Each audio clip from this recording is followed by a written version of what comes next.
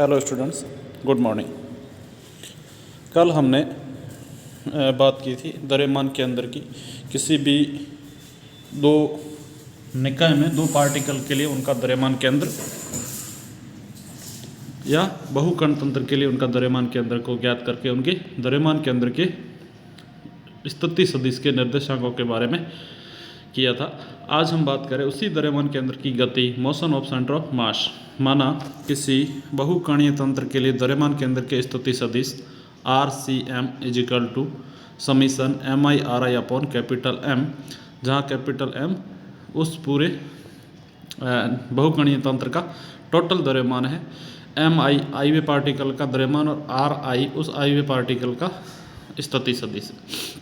को समय के सापेक्ष अवकलित करने पर हम द्रव्यमान के अंदर का वेग VCM प्राप्त कर सकते हैं, अर्थात VCM equal to DRCM/dt, then 1/m summation of MI DRI/dt, 1/m summation of MI VI, जहाँ VI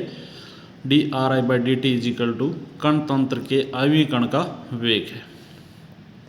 तो समीकरण जो 14 है को समय के सापेक्ष पुनः अवकलन करने पर द्रव्यमान केंद्र का त्वरण dVCM/dt equal to 1/m summation of MI dVI/dt, then ACM equal to 1/m summation of MI AI, जहाँ AI dVI/dt आयवीय कण का त्वरण, अर्थात समीकरण 15 जो है उसको हम MACM equal to summation of FI, जहाँ FI MAI निकाय के आयवीय कण पर कार्यकारी कुल बल है, या summation of FI equal to F कण तंत्र पर कार्यकारी कुल बल का या कुल बल को माना जा सकता है। अर्थात निकाय के प्रत्येक कण पर लगने वाले बल दो प्रकार के होते हैं, निकाय के अन्य कणों से अंतःक्रिया के कारण आंतरिक बल व कार्यरत बाह्य बल, यानी एक उसका इंटरनली फोर्स और दूसरा एक्सटर्नल फोर्स। यदि आयवीय कण पर अन्य कणों के कारण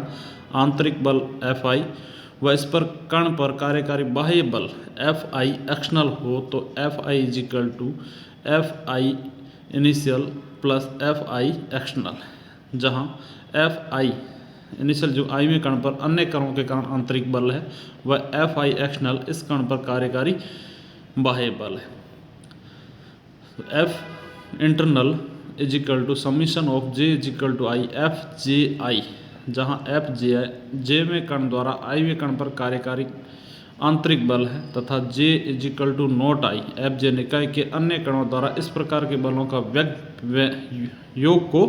व्यक्त करता है। साथ ही चिन्ह है J equal to not I लिखना इस बात को व्यक्त करता है कि योग में पद FII नहीं है, अर्थात JI का मान I नहीं हो सकता क्योंकि आयवीय कण अपने आप पर कोई बल नहीं लगा सकता, अर्थात FII इजिकल टू 0। तो निकाय पर कुल बल F equal to summation of I FI या I equal to F internal plus FI external, then summation of summation double summation हो गया FIJ plus integration of F external, summation of I summation of J FIJ में IJ व JI दोनों पद आएंगे क्योंकि क्रिया प्रतिक्रिया संबंधी नियम से हम जानते हैं, अर्थात FIJ equal to minus FJI। तो इस कारण इस प्रकार के सभी पद एक दूसरे को निरस्त कर देंगे, जिस कारण summation of IJ equal to 0 अर्थात संपूर्ण निकाय के लिए आंतरिक बलों का योग शून्य होगा। FI equal to summation of F external या F एक्सटर्नल, अर्थात कण तंत्र की गति के अध्ययन के लिए केवल इस पर कार्यकारी कुल बाह्य बल का ज्ञात होना ही आवश्यक है, इंटरनली, अर्थात MACM equal to F external या F external equal to summation of I equal to 1 to 1 F external F1 external plus F2 external and dot dot so on. तो निकाय के विभिन्न कणों पर कार्यकारी बलों का योग अथवा निकाय पर कार्यकारी कुल बाह्य बल समीकरण 5.2 से स्पष्ट है कि निकाय के कुल द्रव्यमान तथा द्रव्यमान केंद्र के त्वरण का गुणा निकाय पर कार्यकारी कुल बाह्य बलों के योग के बराबर होता है। अतः कण तंत्र का द्रव्यमान इस प्रकार गति करता है कि मानो निकाय का समस्त द्रव्यमान केंद्र पर संकेंद्रित हो तथा कुल बाह्य बल इसी पर कार्य करे। अतः तंत्र पर कार्यकारी कुल बाह्य बल F एक्सटर्नल शून्य हो तो ACM इजिकल टू 0 अर्थात VCM इजिकल टू कॉन्स्टेंट। तो यदि कण निकाय पर कार्यकारी कुल बाह्य बल शून्य हो तो निकाय का द्रव्यमान केंद्र नियत वेग से गति करता है। निकाय में उपस्थित आंतरिक बलों का द्रव्यमान केंद्र की गति पर कोई प्रभाव नहीं होता हो, भले ही इनके कारण निकाय के संघटक कणों के वेग परिवर्तित हो जाए।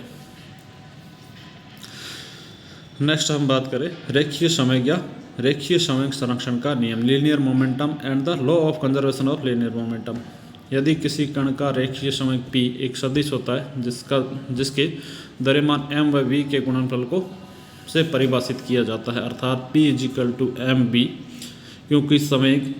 वेग v पर निर्भर है। v की भांति किसी कण का संवेग p भी प्रेक्षक के निर्दिष्ट तंत्र पर निर्भर करेगा, अर्थात जब वेग v प्रकाश के वेग c की तुलना में बहुत कम हो। जब v इजिकल टू c हो तब कण का द्रव्यमान स्वयं वेग पर निर्भर होने के कारण अपेक्षीय विसंवेग को परिभाषित किया जाता है। सपोज माना एक कण के स्थान पर हम एक बहुकणीय निकाय जिसमें n कण है जिनके द्रव्यमान क्रमशः m1, m2, mn की कल्पना करें, तो इसमें कोई ना कोई द्रव्यमान निकाय में प्रविष्ट हो रहा है या निकाय से बाहर जा रहा है। तो इस निकाय का कुल द्रव्यमान m equal to summation of mi नियत माना जा सकता है, अर्थात इस कण निकाय का किसी निर्दिष्ट तंत्र में कुल संवेग p इस निकाय के संघटक कणों के इसी निर्दिष्ट तंत्र में संवेगों के सदिश योग के बराबर होगा, अर्थात p equal to p1 plus p2 plus p3 and dot dot pn equal to summation of pi, या mv1 प्लस mv2 जो संवेग की परिभाषा से p equal to mv, then p1 equal to mv1, p2 equal to mv2, क्योंकि यहाँ जो है कण सभी एक समान है जिनका p1 यहाँ पर करेक्शन करना m1 v1 plus m2 v2 जहाँ पर कणों के द्रव्यमान भी अलग अलग होंगे, then m1 v1 summation of mi vi। यदि द्रव्यमान केंद्र के वेग VCM की परिभाषा से देखें तो VCM equal to summation of mi vi upon m, या निकाय का कुल संवेग p equal to m VCM, अर्थात निकाय के कुल संवेग p के लिए यदि किसी कण निकाय का कुल रेखीय संवेग इसके कुल द्रव्यमान तथा इसके द्रव्यमान केंद्र के वेग के गुणनफल के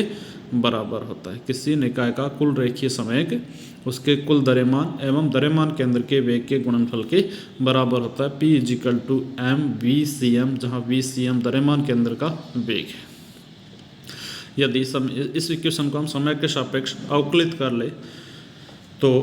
dp by dt equal to m dVCM by dt equal to m ACM, परंतु m ACM equal to f external, अतः कण निकाय पर कार्यकारी कुल बाह्य बल dp by dt equal to f external, अर्थात कण निकाय पर कार्यकारी कुल बाह्य बल निकाय के रेखीय संवेग के परिवर्तन की दर के बराबर होता है। कण निकाय के लिए न्यूटन के द्वितीय नियम का गणितीय रूप। अब यदि हम मान लें निकाय पर कार्यकारी कुल बाह्य बल F एक्सटर्नल शून्य हो तो dp by dt equal to 0 या p इजिकल टू कॉन्स्टेंट, अर्थात जब किसी निकाय पर कार्यकारी कुल बाह्य बल शून्य होता है तो निकाय का कुल रेखीय संवेग संरक्षित रहता है। यही रेखीय संवेग संरक्षण का नियम है। जब निकाय पर कुल कार्यकारी बाह्य बल शून्य हो तो निकाय का कुल रेखीय संवेग हमेशा संरक्षित रहता है या नियत रहता है या कांस्टेंट रहता है। यही संवेग संरक्षण का नियम है, अर्थात p equal to p1 plus p2 plus p3 equal to नियत। यदि इन जो संवेग है जिसके घटक p1 p2 इत्यादि परिवर्तित हो तो बाह्य बल शून्य होने पर कुल संवेग हमेशा p जो है वो नियत रहेगा, अर्थात p equal to m VCM equal to नियत, m कांस्टेंट, इसका मतलब v इजिकल टू कांस्टेंट होगा। संवेग संरक्षित होने पर निकाय का द्रव्यमान केंद्र नियत वेग से गति करता है। संवेग संरक्षित होने पर निकाय का द्रव्यमान केंद्र नियत वेग से गति करता है यदि निकाय का द्रव्यमान नियत हो। अगर इसको हम घटकों के रूप में लिखें तो P X equal to p1x plus p2x plus p3x equal to constant, P Y equal to constant and P Z equal to constant. Next हम अगले वीडियो के अंदर डिस्कस करेंगे द्रव्यमान केंद्र की अलग अलग